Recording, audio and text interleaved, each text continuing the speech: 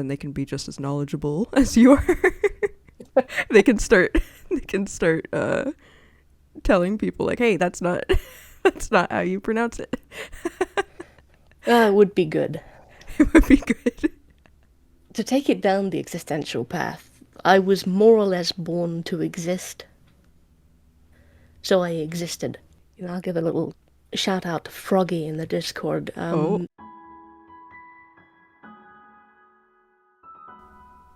so how long have you been playing Mabinogi for?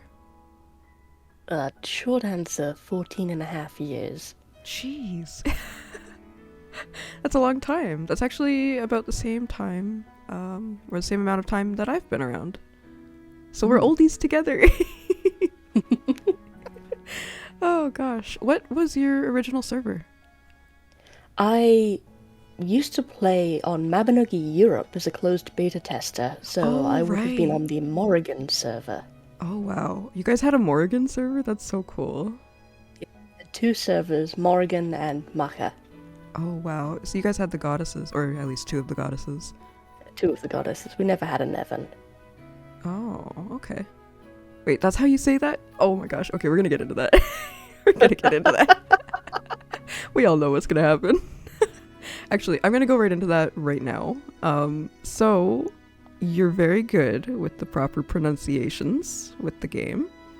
How or where did you learn this information? So, I'm a very curious person.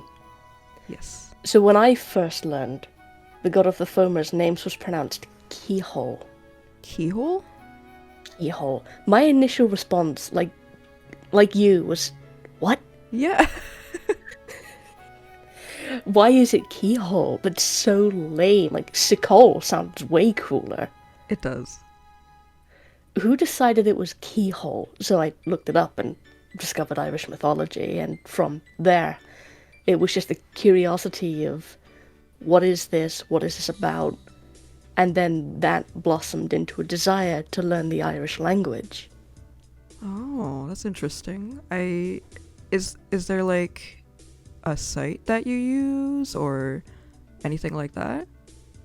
Resources for learning Irish Gaeilge are few and far between, but it is, I guess, becoming trendier. So, language apps like Duolingo and Memrise have Irish lessons on them. Right.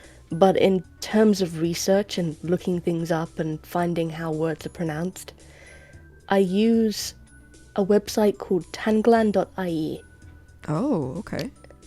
It's a Folklore Gaeilge Burla, which is just Irish-English dictionary, and they provide resources, grammatical variations of the words, and even audio resources for pronouncing the words in different dialects.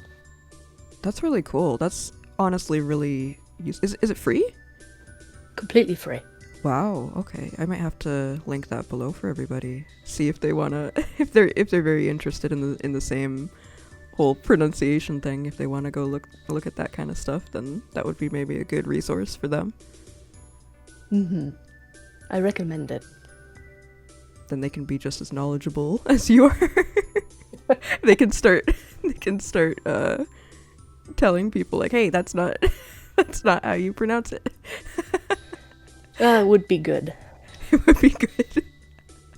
There are some pronunciations out there that are harmless in the sense that they're close enough, and then there are some that are so wrong that I can't even use the correct name. Wait, what are the most common words or names that you hear messed up?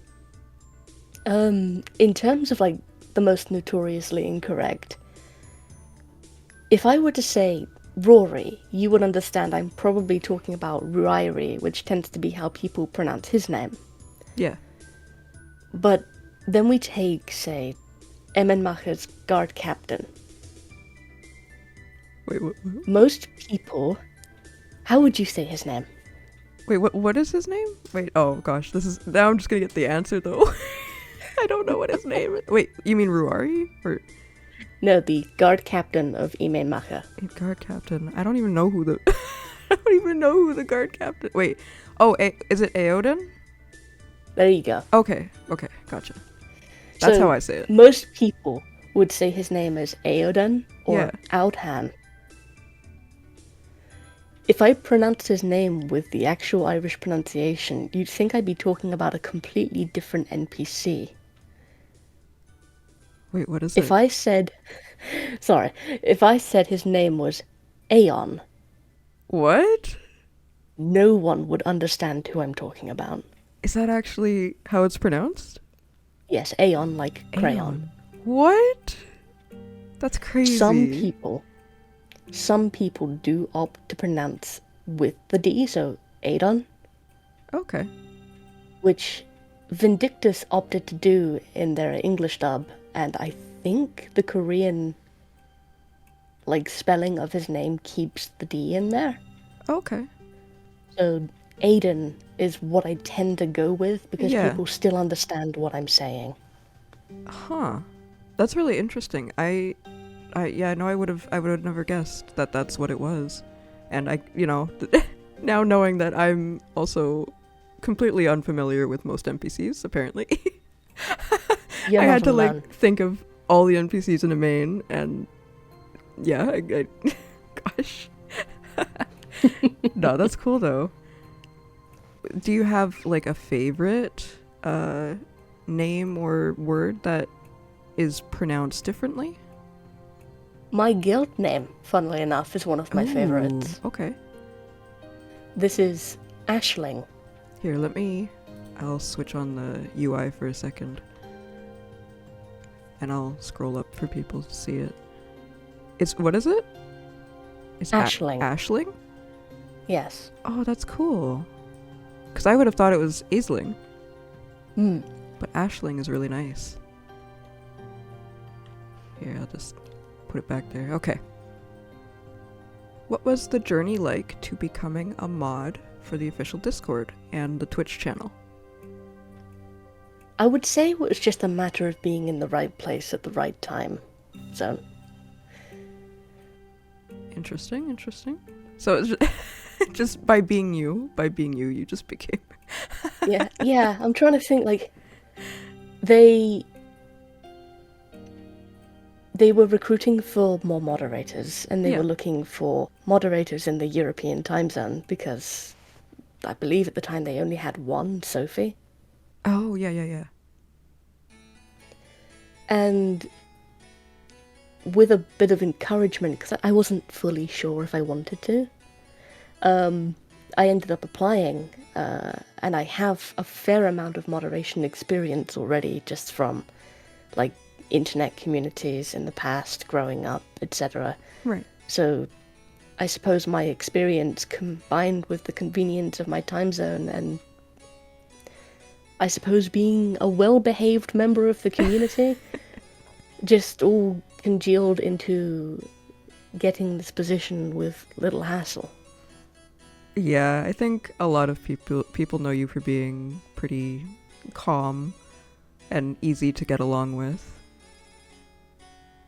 So it makes complete sense that you would probably be a shoo-in to immediately get into that. And you do a really good job, from what I've noticed. I'm calm on the surface. Well, wait, what does that mean? Giegue. What? No, I'm kidding. I'm calm on the surface. That's all we're gonna know for now. That's all you're gonna know. Oh gosh. So, I was actually talking to Ronnie the night before our interview, and I asked him what was a question that he wanted to know, or wanted me to ask you, and he wanted to know what got you invested into the lore of Mabinogi. This is going to sound very strange, but G21 was kind of where I got more interested in the lore of, the story of Mabinogi. Oh. Which is quite later than I suppose most people would expect. Yeah. Rewinding from that a little bit, I enjoy writing as a hobby. Yes. From roleplay as a teenager to OCs to just writing long-form stories, it's something that I just enjoy doing as a creative outlet. And after so long playing Mabinogi, why wouldn't I have developed this character into something? I remember a part of it actually. I made a post on Tumblr. Oh gosh, Tumblr. Yeah, Tumblr. It was advice because someone had asked me, how do I write a Militian character without just making them overpowered? True. Very true. That's a valid question, actually. Like, if someone wants to have a character that is just basically God, like, nobody really wants to engage with that, and it gets boring, it gets stale. How Right. do you keep it interesting?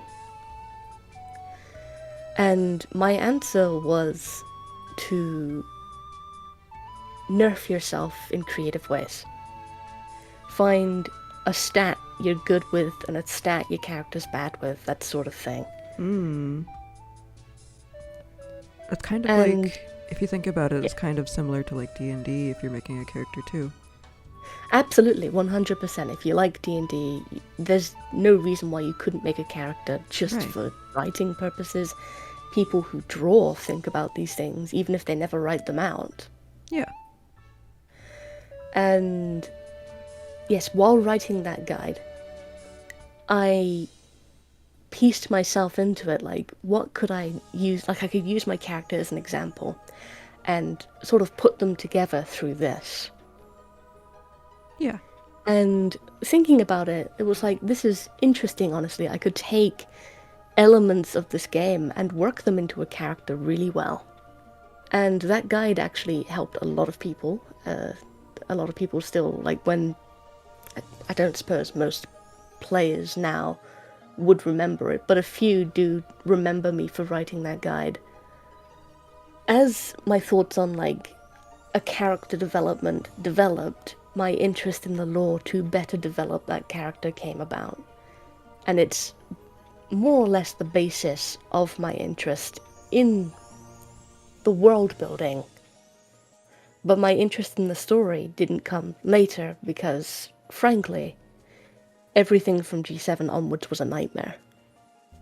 Yeah, kinda. Yeah, kinda. I had very little interest in the story because, and I feel ashamed saying this, it's bad. There's a really good premise, it starts out amazing, it falls apart at the end of G3, completely smashes into the ground for Chapter 2. Chapter 3 was messy. Chapter 4 was Shakespeare, and who wasn't completely confused by that? Oh gosh. I remember everybody not really liking Shakespeare. I think there's a couple of people who like Shakespeare, but it's very few and far between. It was a production effort and an experiment, in my opinion, and it basically caused this weird zigzag where nothing in the story made any chronological sense. Yeah, it was almost kind of like, I'm gonna put it into an example that's kind of like if you were watching a TV show. They have like the main plot episodes, Yes. and then every now and then they'd have like the little subplot episode that doesn't actually have anything to do with the story, like the main Filler. story. Yeah, like filler, exactly. Thank you. That's the right word. It's like that, but a whole generation or a couple generations, I guess. Yes. I could understand like G7 and G8 being fairly short because a lot of the focus would have come on to area, like the raid bosses, the new content, the races, the dungeons, the transformations, the skills, all of the exploration stuff. That must have been such a heavy workload, but that was the content, not the story. Exactly. But chapter 3, which is Alchemist, would have... I suppose, if you remember, elves and giants couldn't do G1, 2, and 3 back then. Could they not? No, they had to get their transformation skill through their own side quests. Oh, okay. I don't remember that. So, they couldn't do G1, 2, or 3, so they would do their transformation, like their intro quest, their transformation quest, then G7, G8, so on. this created a slight problem, because an elf and a giant player wouldn't know who Keyhole was. Oh, you're right. So, as a human player, I was confused by how Keyhole seemed to reintroduce himself, and Blasgavelin seemed to reintroduce itself. Because technically you wouldn't know. Yeah, technically it was like a redo because elves and giants couldn't participate. Right. In the original story. So that entire G1, 2, and 3, it got pushed to the side, despite being the main plot, in my opinion. Huh. I didn't even think about that. It was very interesting. It was, I suppose, the strange side arc that it went on was because it got lost from that main path, having to adjust for all of these new things. And, well, now they've changed it, so elves can do G1, 2, and 3, so... Yeah. Chapter 3. Yeah, Chapter 3 is more of a nightmare than ever. Especially now with Masterpiece updating all of the old content. Yeah.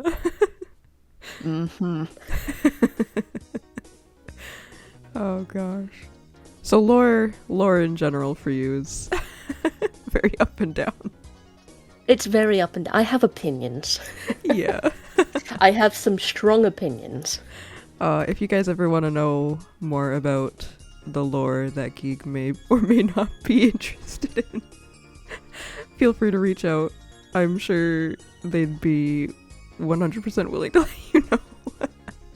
I will let you know. Yes. With zeal and enthusiasm and maybe a bit too much anger. So I am going to go into some more personal questions, if that's okay. Kind of outside of Mabinogi. Kind of to get to know you a little bit better. Yeah. Did you have any dream jobs that you wanted to kind of strive for as you were younger? Not really, no. Really? Yeah, to take it down the existential path, I was more or less born to exist. So I existed. Right. I didn't have any aspirations or goals, and I had no thing to look up to aspire to be. I had no one to show me how to care what I did with my life, and like I had a good childhood. I had parents. Don't worry, I'm not saying that I'm an orphan or anything, but I just kind of existed as that child, and not much more. Interesting. That person that I was still exists, but instead, now I create. Right. And creating things I enjoy and expanding who I am so I can create more is how I exist to be.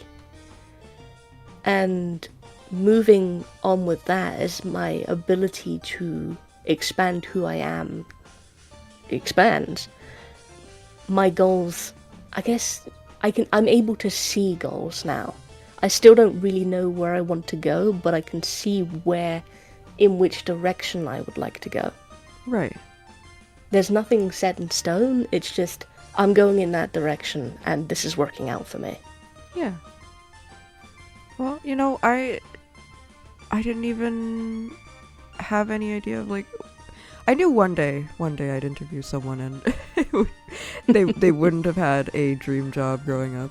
And I'm honestly glad at I guess the reason that you didn't, because it honestly sounds poetic in a way, or at least the way that you described it. And it's totally okay that you didn't. Yeah, I guess you didn't have any anything to kind of strive for. Not in a bad way. Not in a bad way. Yeah, I kind of just you know, as a existed. teenager, I go to school, I come home, I do what I'm told, I'm a good child. I was a child when I was supposed to be a child, and I didn't think of the future in I need to grow up and be something way. It was just, I am who I am. Day. Yeah. Exactly. Alright. What is a food that you would love for people to try if given the chance?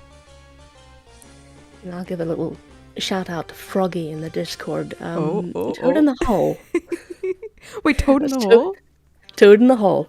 It's not frogs. It's not frogs. It's pork sausages. What?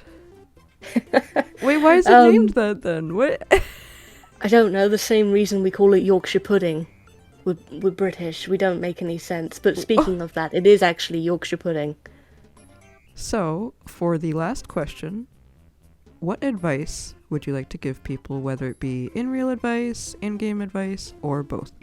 As much as Mabinogi has shaped my life, and made me who I am, and even given me this name, my hobbies wouldn't have taken shape if I didn't branch out from it. Mabinogi is, at the end of the day, a game, but it is that fantasy life. And you can make quite a lot of that fantasy a genuine part of your life. I've tried blacksmithing. I gave it a go. I enjoyed it. That could be a path for me in the future if ever the opportunity arrived. Working with metal was something I never would have done had I not played Mabinogi. Right. Learning the Irish language I would never have done if not for Mabinogi. That's true. Even the Korean language, I'm studying a little Korean too. Without Mabinogi, I wouldn't have tried it. Me too. Sorry. Yeah.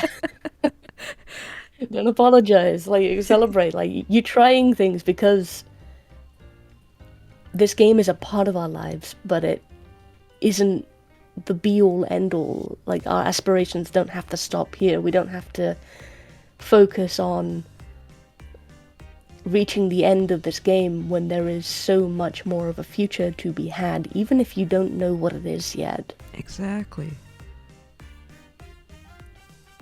I think the game can be inspirational to anyone, Yes. honestly, Yes, yes. and inspire new knowledge, new hobbies, new everything, anything you want in life. Well, maybe not everything, but a lot is out there. Yes. Like, people know me through this game. My identity to them is tied to this game. Right. If this game didn't exist, who would I be to them? Oh, I don't like that thought. I don't like But that thought. that, That's in a kind of way- sad. It is sad, but in a way, it's like there is this world that we love and are a part of together, Right. and that is something really important. Yes, exactly. I agree with that. And on that is it's an ability to connect us in the real world as well. Yeah, I know a lot of people have met very good friends in the real world through Mabinogi, and even some life partners. And it's just, not every game can do that for people. No, absolutely not.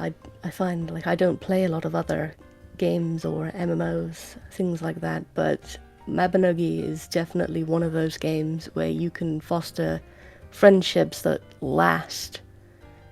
Most of my friends I met through Mabinogi, and, actually, all of my friends I've met through Mabinogi. Aww. But these people are more than just friends that I have on my friends list in this video game. They are people that I have met, people I have walked alongside physically, the people that I've gone and had a drink with, or let sleep on my couch. They're people that I've known for over a decade, in fact, some even half of my life. Wow, that's a long time. It is. Like, 15 years later, they are some of the closest friends I have. Right. And with or without Mabinogi, that's not going to change. True. So I think an important thing to aspire to have is that with or without Mabinogi, do what you love. do what you want to do, exist, play, have fun, in real life, in game, play, have fun. Yeah. Explore. Yeah. I am incredibly eloquent. No, I have no idea what I'm saying. No, honestly. It's good advice. It's good advice. And I know what you're talking about. Don't worry. Don't worry. I think everybody's gonna know what you're talking about. I hope so. So, thank you for doing this interview with me. It was possibly a longer one. However, for a good reason. You have a lot of information to give to us, and I think that's really important. And I think it's very interesting and different. So, I'm always happy to share that information, I swear. So I will see everybody another day in Erinn. Goodbye. Bye-bye.